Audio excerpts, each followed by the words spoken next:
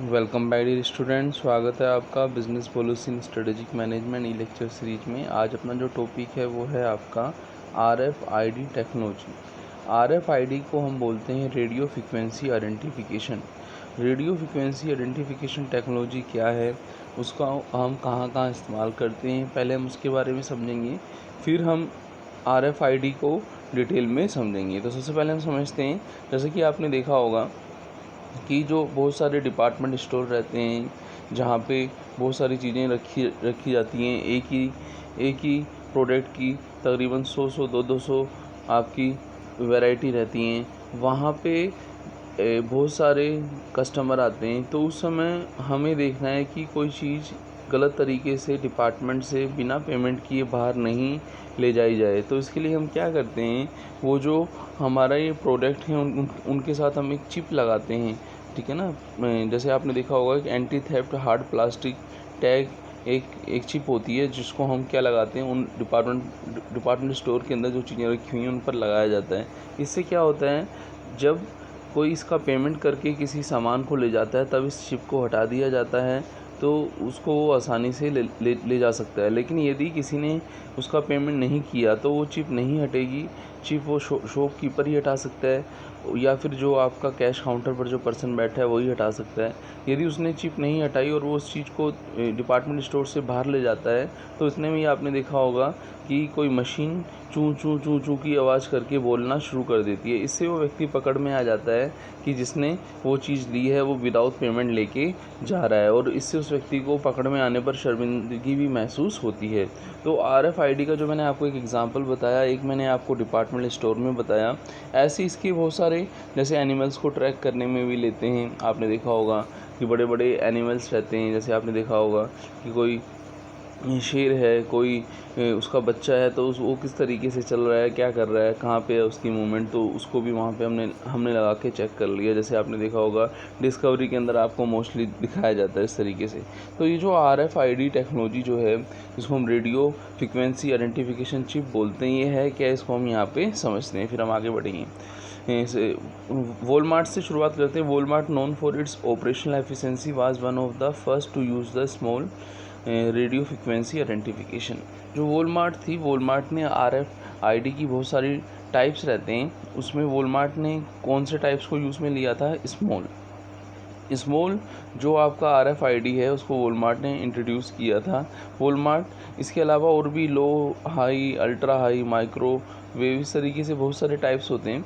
लेकिन यहाँ पे जो वॉलमार्ट ने इंट्रोड्यूस किया था उसका पर्पज़ ये था कि वॉलमार्ट क्या करता था, जिन चीज़ों, आपको पता है वॉलमार्ट बहुत सारी चीज़ों के अंदर डील करता है, तो उन चीज़ों को जो उनका वैल्यू चेन साइकिल है, इनपुट, प्रोसेस, आउटपुट, फिर आपका मार्केटिंग एंड सेल्स, और फिर आपकी जो ये तो प्राइमरी वैल्यू चैन, इसके अलावा सपोर्टिंग भी होता है। तो उन सब में वो क्या करता है, उसको यूज़ में लेता है। जैसे आप देखें, the problem are hard to disentangle at the company Walmart size, but one challenge is that the company RFID strategy relies on the participation of supplier who must invest in a RFID technology themselves। कि RFID technology को इन्होंने लगाया था, जिससे इनको काफ़ी investment भी करना पड़ा। और जैसे आगे आप देखें, RFID chip drive large business value. Following is the summary of how it has been benefited from RFID over the year. Initially, Walmart used RFID to track its goods at various stages of supply chain. This helped them define and measure metrics to analyze how long does it take to them a product available on shelf once it has been purchased and stored in a warehouse. This also allowed them to see how quickly their inventory moving physically. To make this more effectively, Walmart collaboration with its supplier and ensure that they adopt RFID too. This took the RFID initiative to a whole new level where information now being captured outside Walmart own control. अब देखो, Walmart को inside control भी करना था, outside control भी करना था, तो उन्होंने किसको यूज़ में लिया, RFID जो आपकी टेक्नोलॉजी है उसको यूज़ में लिया। और इस टेक्नोलॉजी में इनके जो सप्लायर थे उन्होंने भी क्या किया था, इन्वेस्टमेंट किया था कि ये टेक्नोलॉजी बहुत अच्छी है। चाहे आप इनबाउंड की बात करें, चाहे हम आउटबाउंड की बात करें, तो दोनों ही चीज़ों में, इनसाइड आउटसाइड में, ये आपको बहुत मदद करती है।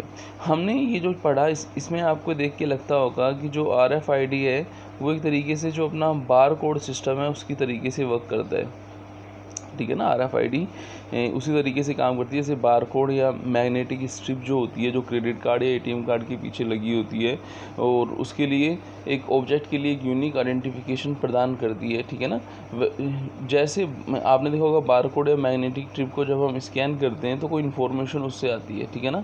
ऐसे RFID डिवाइस भी क्या करता है, स्कैन करता है, ठीक है ना, और आइडेंटिफाई करके इन्फॉर्मेशन को क्या करता है, रिट्रीव करता है, ठीक है ना। तो इस तरीके से आप देखें तो जो जैसे आपने देखा होगा लाइब्रेरी के अंदर जैसे बार कोड को स्कैन करके जो लाइब्रेरी में जो पर्सन होता है वो लाइब्रेरियन हो सकता है, अदर पर्सन जो भी होता है वो हमें बुक्स इशू करता है। ऐसे आपने देखा होगा बच्चे जब स्कूल में जाते हैं तो उनकी अटेंडेंस उनके आई कार्ड से जैसे वो एंट्री करते हैं तो आई कार्ड से स्कैन हो जाता है कि वो किस क्लास के किस सेक्शन का स्टूडेंट है, उसके आने जाने का टाइम क्या हो जाता है, रिकॉर्ड हो जाता है। तो ये जो हम यहाँ पे देखें तो एक न्यू टेक्नोलॉजी है। इसमें हमने यदि हम बिज़नेस के कंसर्न में देखें तो हम इसको किसके रेफरेंस में समझ रहे हैं, हम वॉलमार्ट के रेफरेंस में समझ रहे हैं। अब जैसे और इन्फॉर्मेशन देखें, by 2007 executive at Walmart were able to reduce their inventory level and thereby improve the bottom line as seen in the below graphic. Walmart annual gross margin improved dramatically in 2007 कि 2007 के बाद से क्या हुआ था, आप देखिए 2003, 4, 5, 6, 7 के बाद से देखो इनका जो आपका ग्रोस मार्जिन जो है वो क्या हुआ है, एनुअल ग्रोस मार्जिन क्या हुआ है, इंक्रीज़ हुआ है 2011 तक। फिर 2011 के बाद थोड़ा सा डिक्रीज आया था 2012 में। इसके बाद प्रॉफिट मार्जिन भी देखें तो प्रॉफिट मार्जिन जो है और आपका ऑपरेटिंग मार्जिन है उनमें कंपेयर करें तो दोनों ही क्या हुए हैं, बढ़े हैं, ईयर बाय ईयर बढ़े हैं। तो हमने देखा कि ये जो 2007 के बाद से इनके रेवेन्यू जो है बढ़ रहे हैं, but in later in 2010 Walmart replace the barcode on the garment with RFID कि जो बारकोड वाला सिस्टम था उसको किस में कन्वर्ट कर दिया, RFID में कन्वर्ट कर दिया। The fact that RFID can store more information than barcode which can be use for real time analytics promote this decision.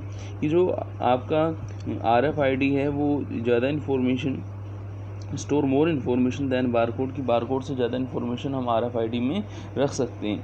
N additional advantage was that they can be scan by distance and without a clear line of sight कि यदि आपको bar code में तो आपको पास में लाके वो चीज़ scan करनी होती है, ठीक है, जब तक वो लाइन मैच नहीं होती। यहाँ पे आप डिस्टेंस से भी क्या करते हैं, उसको स्कैन कर सकते हो और without a clear line of site भी आप क्या करते हो, उसको स्कैन कर सकते हो। This reduces the time to capture the information store. This reduce lag in information help the executive at Walmart make informed decision quicker than before. A detail explanation of garment RFID process at Walmart is depicted in the below diagram. It is also highlight a few of the privacy concern with the use of technology, how Walmart are worked around them. अब आपने देखा कि किस तरीके से Walmart ने क्या किया, रिप्लेस किया जो अपनी बारकोड की टेक्नोलॉजी थी उसको RFID रेडियो फ्रिक्वेंसी जो टेक्नोलॉजी से उससे क्या किया उन्होंने, उसको रिप्लेस किया और वो उनके लिए बेहतर साबित हुई। In addition to Walmart, Harley Davidson, Toyota, Las Vegas Airport has also developed RFID tech across their supply chain. Thus, it is reasonable to conclude that fast capture and analysis of supply information can be generate great business value to the across all industry. कि यदि आप supply chain के अंदर अच्छे से काम करते हो तो ये आपके प्रॉफिट्स और बिजनेस दोनों को क्या करता है, इंक्रीज़ करता है, जैसे आपने वॉलमार्ट के रेफरेंस में यहाँ पे समझा।